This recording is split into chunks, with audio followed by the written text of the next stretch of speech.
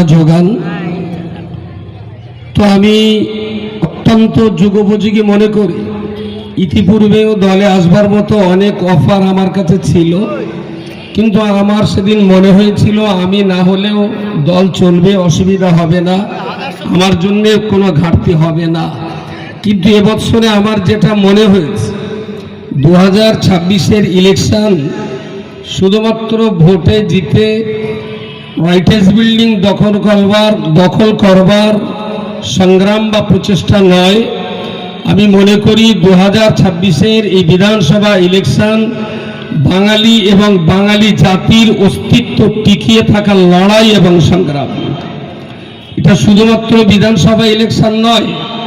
আমি বারবার যে কথাটা ভেবেছিলাম যে সারা ভারতবর্ষের প্রত্যেকটা স্টেটের মানুষেরা আমাদের কলকাতায় কাজ করেন, হিন্দিতে কথা বলার জন্য কাউকে মার খেতে হয় না, গুজরাটি ভাষায় কথা বলার জন্য কাউকে মার খেতে হয় না, তামিল বা তেলুগু ভাষায় কথা বলার জন্য কাউকে মার খেতে হয় না।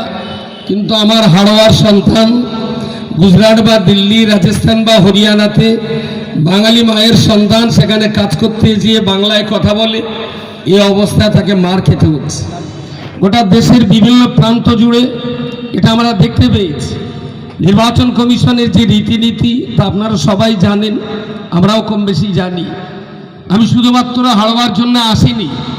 বিশ্বাস করুন, আমাদের এই কমিউনিটির ভিতরে এমন কিছু মানুষ রয়েছেন যাদেরকে ভুল বুঝি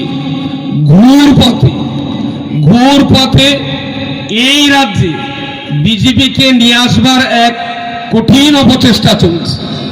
আমি শুধুমাত্র হারবার সিটের জন্য আসিনি, আর আমি ক্যান্ডিডেট হব এটাও আমি জানতাম না। ভেবেছিলাম দলে যোগ দেব বাংলা বাঁচাবার জন্যে, দলে যোগ দেব বাঙালি ঐতিহ্য বাঁচাবার জন্যে, দলে যোগ দেব বাংলার কৃষ্টি কালচারকে বাঁচানোর জন্যে, দলে যোগ দেব বাঙালি জাতির জাতীয় সত্তাকে রক্ষা করার জন্যে।